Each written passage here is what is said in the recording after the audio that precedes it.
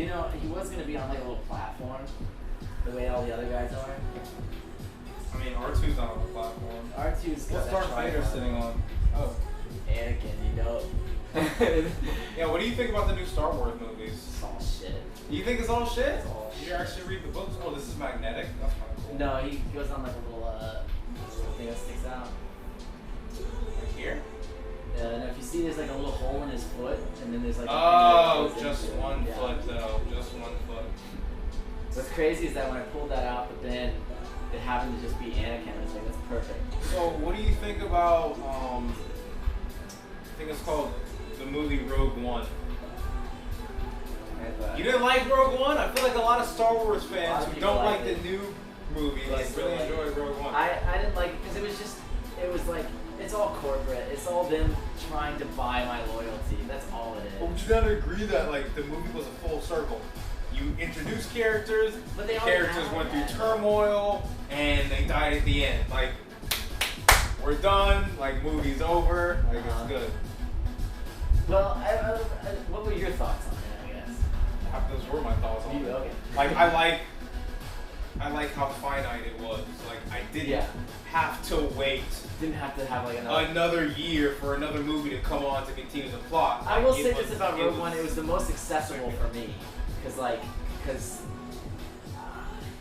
just had there was just such a moment of hope before the new movies came out. Hope. And then it was like, when I saw Did you read the books? I never read the books, but I followed the expanded universe that they all threw in the back after they made the new ones, because they were like,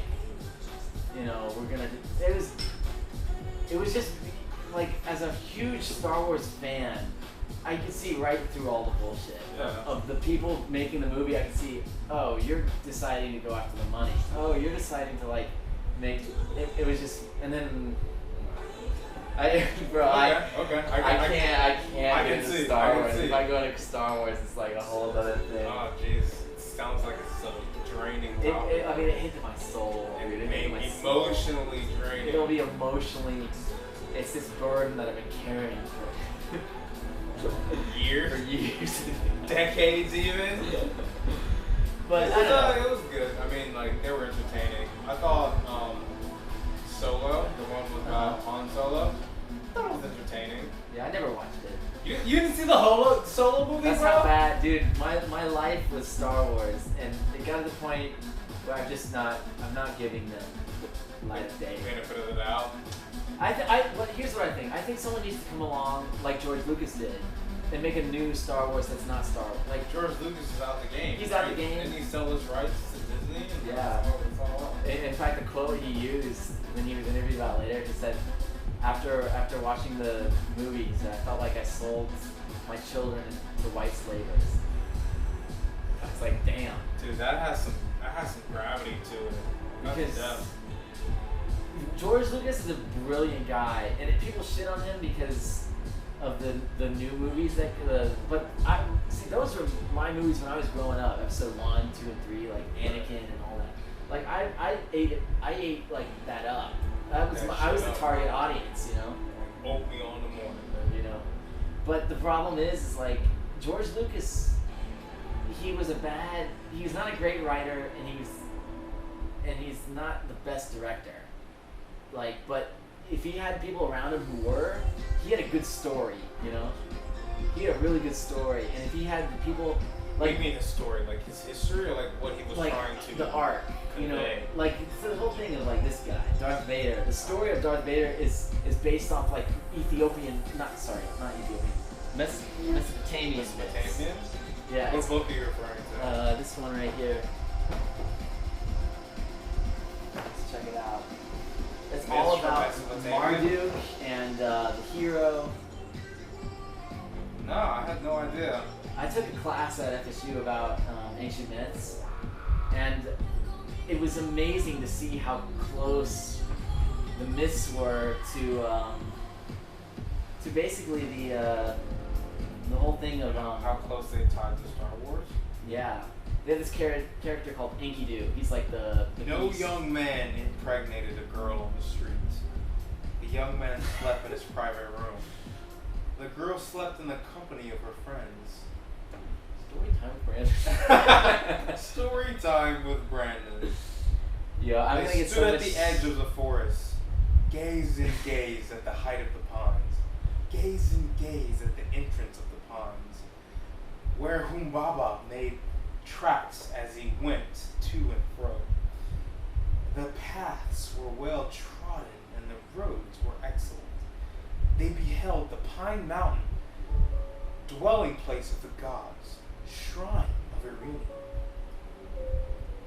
The pines held up their luxuriance even on the face of the mountain. Their shade was good, filling one with happiness. Undergrowth burgeoned, entangling the forest. Keep on. No, what? I was digging it. Were you into it? Go for it. Ah, dude, it's going. Next one. It's Come on. going. Keep on, keep on. You want me to keep on or read it? I chose a song just for this book. Please. I don't know. Give me something. Yeah. He defeated him and counted him among the dead gods. Oh shit. Wrested from him the tablet of Destinies, wrongfully his, sealed it with his own seal and pressed it to his breast. When he had defeated and killed his enemies, and proclaimed the submissive foe his slave, has set up the travail cry of Ashnavar over all the enemy. Oh shit, dude, we're getting into it now. And had achieved the desire of Numan, monarch the warrior, strengthened his hold over the captive gods, and to Tiamat, whom he had ensnared, he turned back. The Lord trampled the lower part of Tiamat. With his unsparing mace, smashed her skull, severed the arteries of her blood, Damn. and made the north wind carry it off as good news. His father saw it and were jubilant. They rejoiced, arranged to greet him with presents, greetings, gifts. The Lord rested and inspected her corpse. Damn. Beautiful. Powerful reading from the Book of Mark. Story time with Brandon. It's a pretty cool book. I didn't know that's where Star Force. Well, basically, there was a lot of similarities. I wrote a paper on it, so like I'm pretty much an expert. That's what we all say, right? All I gotta do is write a 30-page thesis, and I know everything on the subject. Got it done, you know. No offense to your girlfriend. Damn, dude. She did write a whole thesis. Yeah, You know, she can talk you up and down about ensemble. I learned a lot about ensemble from the first podcast. I'm so glad you listened to it, man. I did. I listened to the whole hour I and really a half. appreciate that because it's, you know, I don't know. It's a weird thing to do, like this podcast. I don't know if it's like I'm not making any money off of it. I think it's such a fun thing to do. It's fun because it allows you to really take advantage of the First Amendment and express your opinions. And honestly, like it gives you a platform to talk about what you want to talk about with no judgment and to kind of sort of guide the conversation how you want to. Like you have free range to talk about whatever you want. Yeah, it's a weird thing. I mean, I don't know. I feel really conflicted when I start getting on topics that are like Controversial. you know, but like at the same time, it's like there's been something inside of me that's been saying like, because for a long time I was really quiet. I was really afraid of like posting Expressing emails, your opinion, you know what I yeah. mean? Like, and I think there's tons of people out there that are that way. You know, they're like think something but don't want to say because like there's a small minority of people who are like really louder and like quick to criticize and quick to jump on you if you say the wrong thing. But most people, I think, they want to say what they want to say and they want to think what they want to think.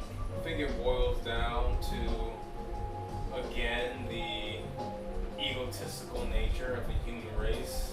And at the end of the day, nobody wants their ego to be inflicted.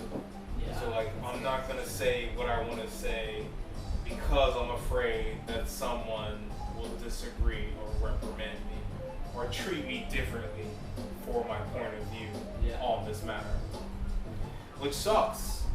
Which is why I advocate for meditation and I advocate for the medical, the metaphysics kind of sort of aspect of life, because it teaches you to devoid yourself of all egoic motivations and really live in the present moment and live and see things from a perspective of how you think they should. Yeah. Because at the end of the day, it's you in your head. Like, screw everybody else. Like, it's your movie and how you perceive to see it, you know? Right.